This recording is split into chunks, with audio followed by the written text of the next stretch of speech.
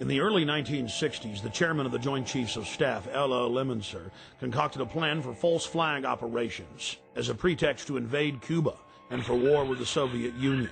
In Operation Northwoods, they planned to hijack jets by remote control, crash them, and blame the attack on Cuba. There were many other terrorist attacks they planned to carry out that were contained within the document.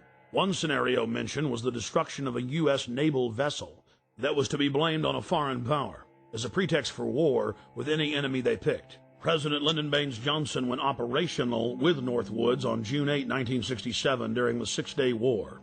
During the Six-Day War between Israel and the Arab nations, the USS Liberty was sent by Johnson to collect electronic intelligence in the eastern Mediterranean. The clearly marked U.S. intelligence ship was 14 miles off the coast of Israel in international waters. A short time after the air attack had been completed, the 3 torpedo boats approached us from our starboard quarter at high speed and in an apparent torpedo launch attitude.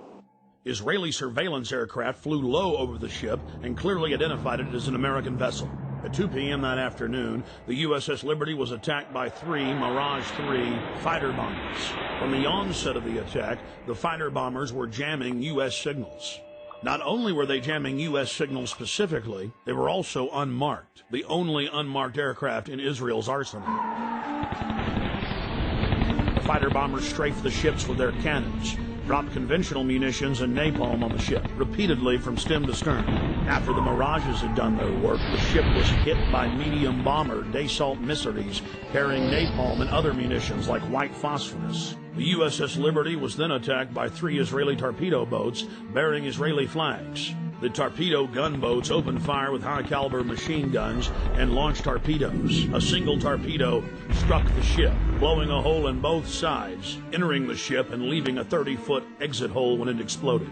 Then the torpedo boats began strafing life rafts in the water, an international war term. While all of this was happening, the oversized American flag flew clearly above the ship. The attack on the Liberty went on for hour after hour after hour. During the entire attack, the USS Liberty continually called the 6th Fleet that was nearby, begging for air support or rescue. 2 aircraft carriers in the Med responded by launching fighter aircraft. Unbelievably, they were recalled by the White House.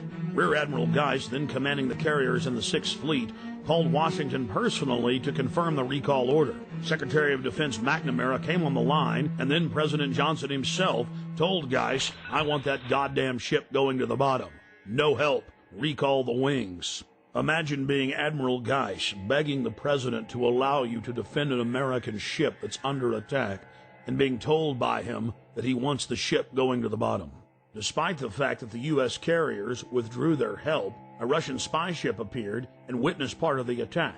After 3 hours into the attack, the Israelis withdrew because they were witnesses, allowing the damaged USS Liberty to limp to safety. 40 years after the attack on the USS Liberty, we know exactly what happened. I've interviewed former chairman of the Joint Chiefs of Staff, Admiral Thomas Moore. I've interviewed the admirals that were on the line who heard what President Johnson said. I've even talked to the head JAG officer of the Navy who was ordered to falsify the reports and cover up what had really happened. One of the Israeli pilots has gone public as well, saying that 3 times he refused over his radio to headquarters to attack the ship, saying clearly that it was an American ship in international waters and an ally. He was ordered under threat of court-martial to engage the ship. In a nutshell, this is what happened. President Johnson had personal control over the ship, parked it in the Mediterranean, made a backroom deal with Israel to attack it with an order to kill all aboard. Then the attack on the ship was to be blamed on Egypt. The U.S. would enter the war and take over the entire Middle East in the aftermath of the attack on the most highly decorated ship in U.S. history. The captain and his entire crew were told they would spend life in prison or be killed if they told anyone what happened. Captain William L. McGonigal was given the Congressional Medal of Honor in secret and told not to tell anyone that he had won the award.